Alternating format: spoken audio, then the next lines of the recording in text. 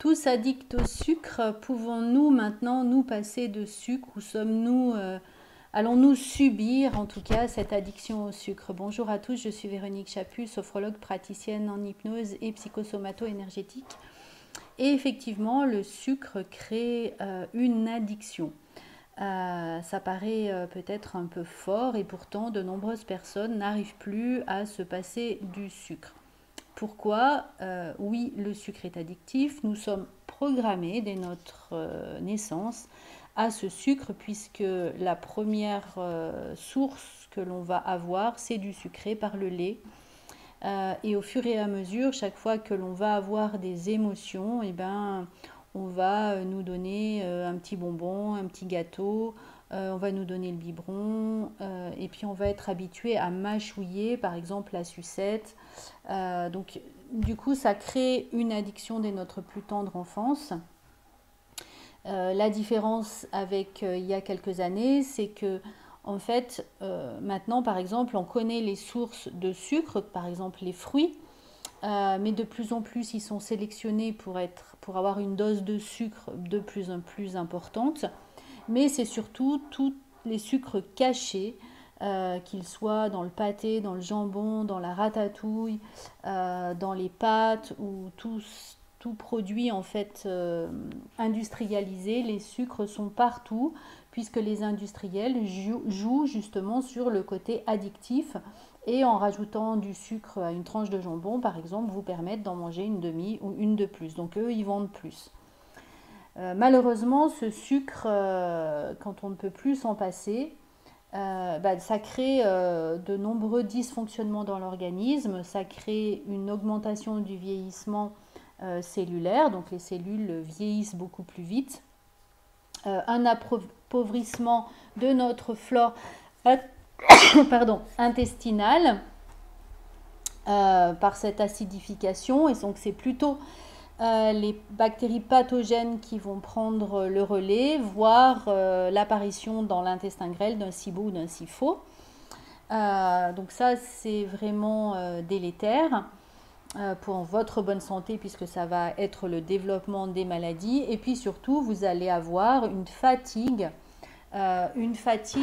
excessive du pancréas puisqu'à chaque fois que du sucre rentre dans le sang, notre pancréas va sécréter de l'insuline pour pouvoir le récupérer dans les cellules. Ça crée une hypoglycémie et du coup, il va y avoir une heure et demie après l'apport de sucre, cette fatigue de l'organisme. Et la fatigue de l'organisme va vous envoyer pour aller manger encore plus de sucre puisque c'est une histoire de survie pour votre corps. Alors qu'on vient juste de manger. Donc, en fait, c'est un petit dysfonctionnement qui est créé dans l'organisme. Mais votre pancréas, lui, il va sécréter. Donc, si on mange toute la journée, notre pancréas va sécréter beaucoup trop d'insuline qu'il ne faut. Donc, non seulement il s'abîme, il va se fatiguer beaucoup plus vite, mais en plus, toute cette insuline qui est sécrétée dans l'organisme avec le sucre, c'est le lit de nombreux cancers, puisque les cellules cancéreuses vont se nourrir du sucre. Donc ensuite, il y a une petite différence. Est-ce que le sucre que vous avez besoin, puisqu'on peut vraiment parler maintenant de besoin de sucre, est-ce que c'est plutôt pour l'intention de vous booster? Et là, on pourrait penser à une baisse ou un dysfonctionnement de la dopamine, un manque de dopamine. Ça, c'est plutôt la fatigue du matin. Et puis le sucre plutôt doudou pour venir apaiser une émotion. Et là, c'est plutôt un dysfonctionnement, un manque de sérotonine. Et là, c'est plutôt la pulsion de sucre vers les 5 heures quand on rentre du travail ou 6 heures quand on rentre du travail. Voilà. Alors, ce qui peut être important, c'est déjà de reconnaître qu'on a une addiction. Comme toute addiction, on ne va pas pouvoir la faire partir d'un coup, mais on va pouvoir commencer à réguler et gérer ses envies. Peut-être la première chose à faire, c'est de rééquilibrer nos neurotransmetteurs, notamment la dopamine et la sérotonine.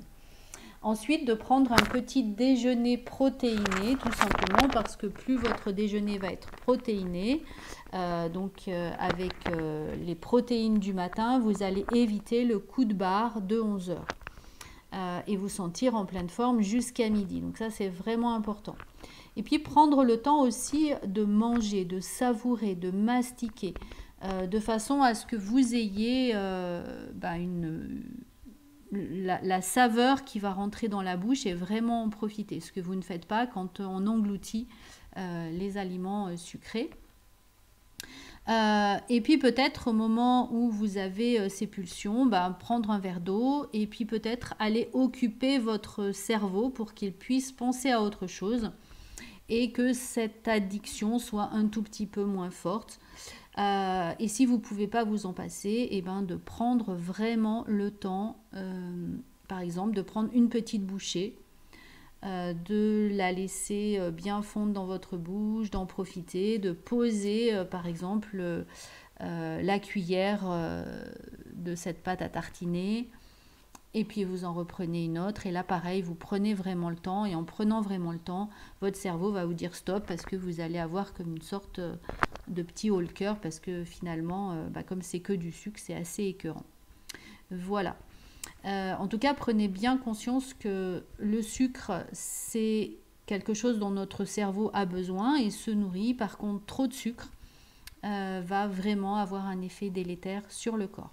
J'espère que cette vidéo vous sera utile, vous aura permis de mieux saisir cet enjeu d'addiction au sucre et peut-être de prendre une décision de diminuer en tout cas cette addiction. Et c'est vraiment en diminuant et en rajoutant autre chose, par exemple une autre activité ou de rajouter quelque chose qui vous fait réellement plaisir, un bon bain, aller jardiner, etc., qui va vraiment vous donner une meilleure vie. N'hésitez pas, en tout cas si cette vidéo vous a été utile, de la partager, de la liker et bien sûr de vous abonner à ma chaîne. Merci, belle journée.